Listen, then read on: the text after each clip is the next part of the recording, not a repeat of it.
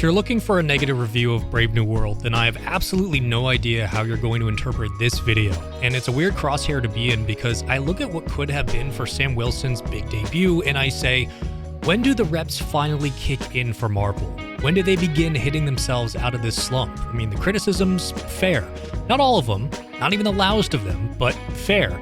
It's the age-old great power, great responsibility portion of their stewardship that we find ourselves in now. And look, they've crushed it for 15 years. They just proved they could masterfully handle Loki. And yet, all of this still feels so important, I guess. This is Captain America. Legacy characters may never get the long end of the dividends here, but this one really has a chance because he's a cinematic lodestone. Everything is seemingly riding on every Marvel movie as of late, and because this one is no different, and because it's Captain America, I found myself going into it with a bias I haven't had since the Infinity Saga. I wanted it to be good.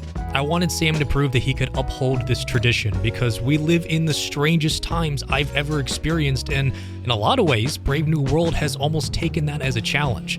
But through enormous parts of it, maybe because of all of it, there is this familiar center spinning beneath the rewrites, a singularity along the arc of the moral universe, and it bends once again towards the justice that carried us from the unknown entry point to a beloved modern odyssey. The through line tying Brave New World together is quite a creative one. What would happen if the loose ends surrounding Captain America's world came back to form another power struggle? In the vacuum of Hydra and the relevancies of this ever-changing government, a power struggle would certainly become a problem, and further accelerate itself by the discovery of this new metal, adamantium. Steve dealt with similar issues when vibranium was first introduced, and adamantium fits into the larger mold that Kevin Feige has been focused on setting. To bring in key players from different programs who can all grow Sam as a unique voice holding the shield is the intended outcome, but as I took a look around at the internet and saw how all of the conversation was evolving, there was little patience for the extenuating circumstances that have cultivated this soil for Phase 5, and if you want to keep it quick, the mantle of Captain America always weighs more because it's an ideal to aspire towards through small actions and incremental progress from trusted messengers. Steve Rogers lived like he represented everyone on Earth at once, and Sam Wilson lives as if he's representing how we should see ourselves now. The shield is just the tool to symbolize the conviction of opposing convention, the strength and the purpose of the mantle, and the earnestness is indiscriminate to what Cap is. It's why the shield never looked out of place in Sam's hands in Endgame. Steve saw a harmony of good in Sam, and regardless if this movie was a masterpiece or a bomb, one thing it did right, and one thing it had to do, was allow Sam Wilson to breathe life back into the shield. It could have done more. It could have done a lot more to allow Sam to have his own evolution outside of Falcon and Winter Soldier, against this new world, and Anthony Mackie did deserve more. But he is sincerely, infectiously Captain America, and that much has never been in question. Well, I think Brave New World is a great title for this film, just simply because it's a new beginning. It's a foundation on which Marvel will build the universe on now. And I think not only this character, but all the characters that surround him are new foundation building blocks for us to utilize to move on through the universe in the near future. Brave New World is, like many have pointed out, an imperfect movie. It's not always specific with its overlapping themes, as it rarely dips more than a toe in at a time, and quite frankly, the contexts that built this world aren't examined under a microscope enough, nor does the direction find the courage to follow through with some of these stronger motifs. Sam Wilson has been put in an unusual place canonically, punctually, and culturally, and while some of this was introduced at length in the Falcon and Winter Soldier series, his character still deserved more to explore when it came time for this Brave New World. As a current role model, leader, and liaison laden by legacy, Sam needed a more commanding role in his own story. Because if Falcon and Winter Soldier was just the appetizer, then what was the rest of the course going to be? Where do we intend on taking this character? Regardless of those questions, there are positives to take away from the overlaps the film does connect on.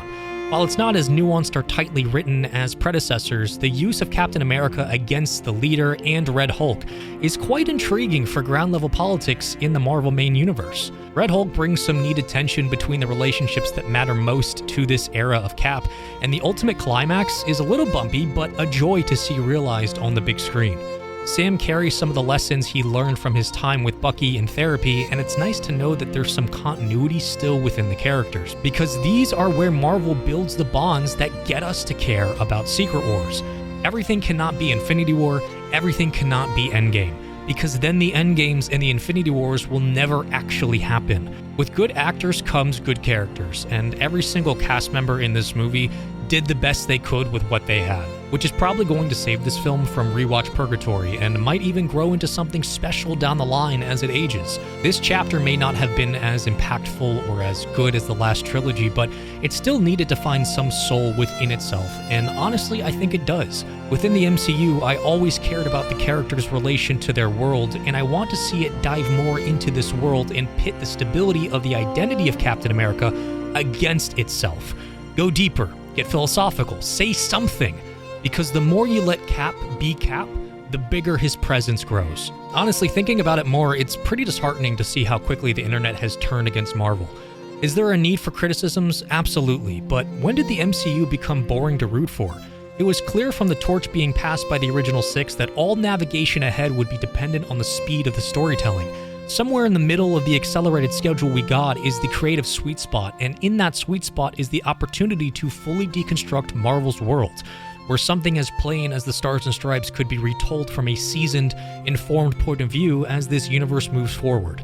The 2020s are becoming a turbulent decade, something not unlike what Steve experienced in the 2010s, but here we are still within the defining ethos of his character. The skill it takes to execute that ethos can't be some fleeting refinement of a more promising design by Marvel, and it has to be the benchmark we work from. We have been following Sam Wilson since The Winter Soldier, where we saw the reflection of Steve's immovable morality inside of him. When Roger sat down on the bench in Endgame, he paid the most respect to his legacy by believing in something that has always been greater than himself. It's why Captain America has never grown outdated. Steve Rogers as Captain America defined the Avengers as an age of hope and an otherwise scrappy group of heroes. What will Sam Wilson's Captain America say about this age and these heroes?